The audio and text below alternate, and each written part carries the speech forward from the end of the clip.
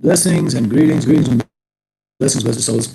We're live because we're marrying to stay alive in this most existential of moments, with the intent to be configured to Torah Chaim, which talks of life, Torah Chesed, talks of kindness, Torah Rachman, talks of mercies. With my Facebook friends, I shared some recollections and some Torah instructions, simple but I think deep ones about my father's father, Chuna David ben Shmuel. May the rest in peace. Now, starting tonight and tomorrow will be the 45th anniversary of the ascension, next level of life. My other grandfather, my mother's father, Benyamin or Ben Yisroel. I say Benyamin Ben Sion because I was only once to his gravesite in 2004, which was 29 years after his passing. I never saw his gravestone before that, and I don't remember if it was written Ben Sion or Benyamin.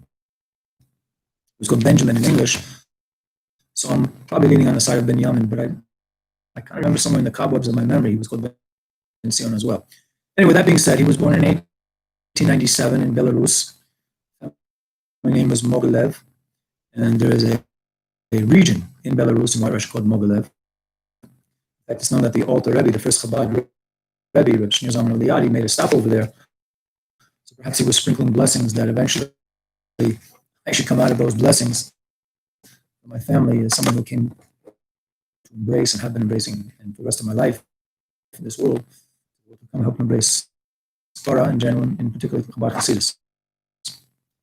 My grandfather migrated with his family in 1899, and I find it very interesting and kind of how delicious it is how I've reached a certain age, and I can talk about my relatives who lived in the 19th century, and I was born in the 20th century, here in the 21st century. So from grandparent to grandchild, it's covering not the full 300 years or 3 centuries, but a little part of the 19th century, the entirety of the 20th century, and hopefully as far as we can go into the 21st century. I don't know so much about his life growing up.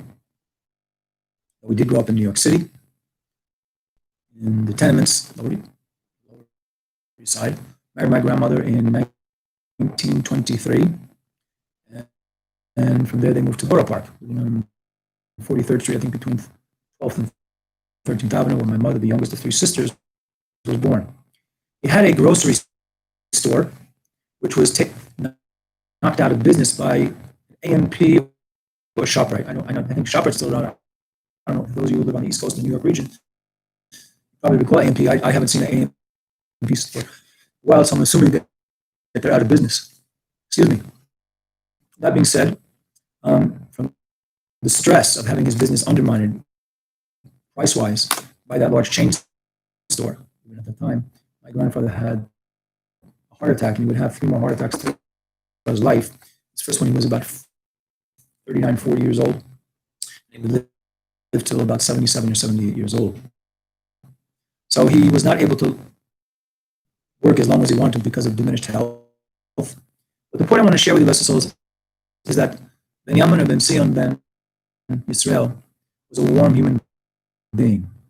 And although he was not, we would say, Hasidic and not so observant of the Torah mitzvah, say like I am, again, those were different times. Jew growing up in the early 20th century, if they wanted to keep Shabbos, the Shabbat, would take off on Friday before the Shabbat. And then when they would come back to job on Monday, they were told they were fired because in those times there was no cultural, economic, spiritual sensitivity for those Jews who wanted to keep the Shabbat in America in those days. Now, because people are intermingling and communicating with their needs, not just the Jews, but the Muslims and the Christians and other faith-based systems, that there's more sensitivity for everyone, which I think is a very healthy thing here in America. What I do recall from my grandfather, a warmth, and this is what I want to share with you, blessed souls. Warmth is such an important human characteristic.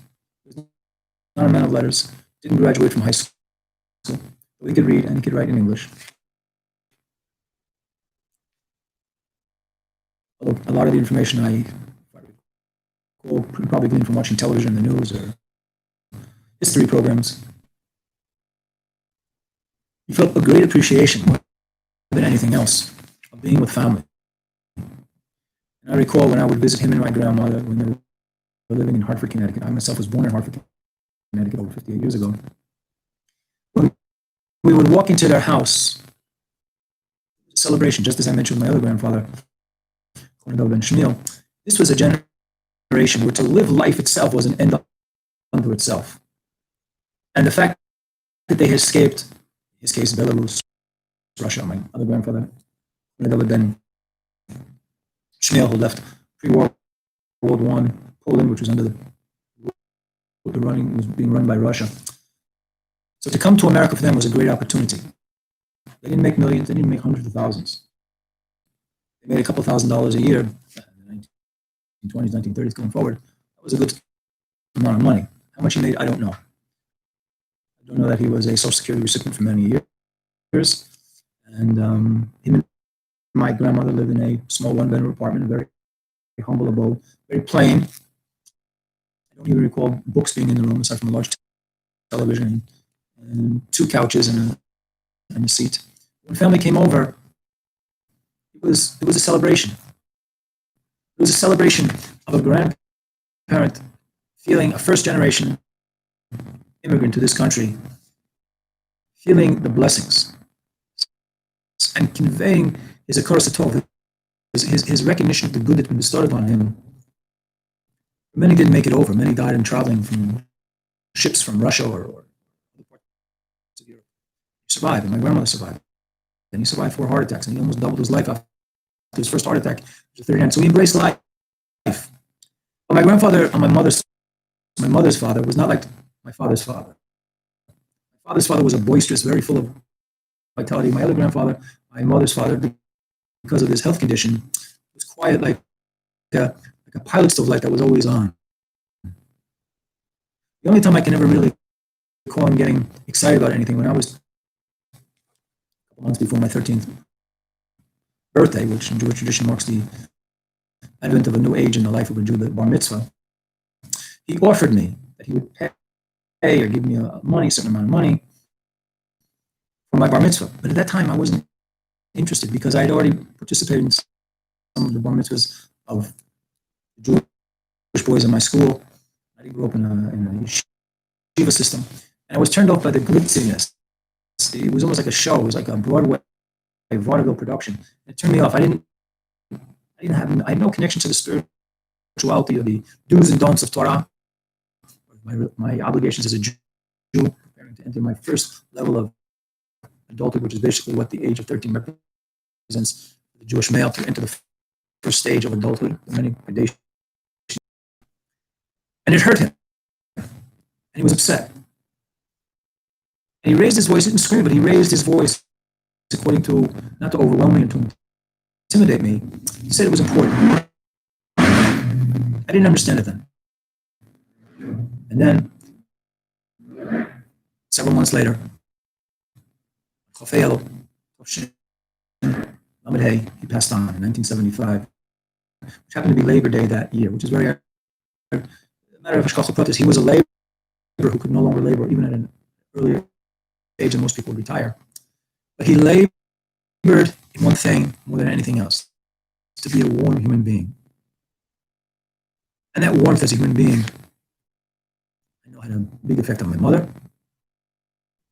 And she brought that warmth, and she still brings that warmth, and she's still alive. My father passed away about almost 4.5 years ago.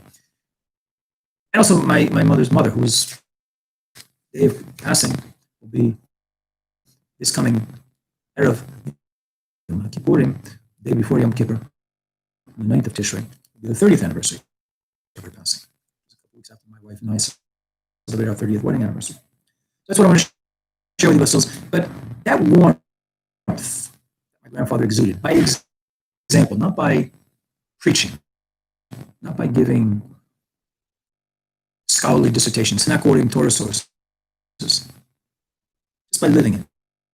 It's so important. On the other hand, too, the enhancement of a type of warmth to project out or to internalize one themselves and to project out to other people, those teachings are afforded in the Torah. And primarily through the engagement of being basic with Torah, meaning learning Torah in a manner it's like your business. It's a 24/7 occupation. Even though you have to close the book after class, say after you pray with your congregation, or if you're not in a congregation, if you're praying in quarantine and you're working remotely or going to your job, if you're an essential worker, whatever the scenario may be in your current life circumstance, as well as we all have unique circumstances during this horribly oppressive pandemic, COVID-19, which is spread around the world. Soon will be lifted by the blessings of the Most High with human endeavors geared toward to facilitate the eradication of this virus. When a person is engaged in Torah, which we of Israel believe that Torah is divine instruction, it brings peace into the world. And peace is a type of warmth. It's a fire. It's a burning fire which consumes different opinions. And I think my grandfather, at his level of awareness, growing up as a Jew in the diaspora in America, starting at the very end of the 19th century and the 3/4 of the 20th century, and that which the living will take to heart, that which his descendants, myself, my cousins, my children, through myself. So he lives through us. That warmth. We try to convey that warmth, but it can be certainly enhanced by the learning of Torah. Now, I want to say that divine instruction is filtered down into all the systems which we call faith-based systems of religions, although I don't consider the Torah lifestyle a religion. The truth is, it is not. It is a derech of Chaim, it's a way of life. But for those Christians or Muslims or Hindus or whatever faith you may be, if you really believe in what you believe in, let's be honest, if you really believe in it, it becomes your business. It might be not your cup of tea, and it's not my cup of tea. The cup of tea I drink is Torah Mitzvah 613 of them, 7 rabbinically ordained, and of course the 7 Noahide commandments for all human beings. They know, the children know all the great sense of Noah and his wife, Naamah, Hamsham, and Japheth. If you really believe that what you're connected with divine instruction, you should be able to facilitate consciously and subconsciously a peace in your neighborhood, your little neck in the woods in this wonderful creation. So that's what I want to share with you about ourselves. If we engage in divine instruction, again, we will promote the Torah, and whatever system you're involved in, you'll promote that. But if we see an increase in shalom, an increase of this fire and this warmth between human being and human being, it'll be a wonderful place. As part of 7.7 billion human beings gleaming and screaming out to the creation for justice, peace, no more hatred, no more jealousy, no more unwarranted competition. There's so transparent way of Ahavachad, one love, God, one destiny, of all of us, but dark shalom, peaceful, pleasant way. To remind everyone of myself first. I've got to be good. You've got to be. We've got to be good because the Teva told Haiti, Creator is so patient to wait for us to activate that good. We can spread out that warmth. First, to internalize one ourselves and spread it out with human family experience. Let it spread like a wildfire of warmth. And before the new Hebrew lunar Jewish calendar, Israel calendar year, we wish everyone to be written in for the sweetest year ever, sweeter than sweet. It's a sweet one to be.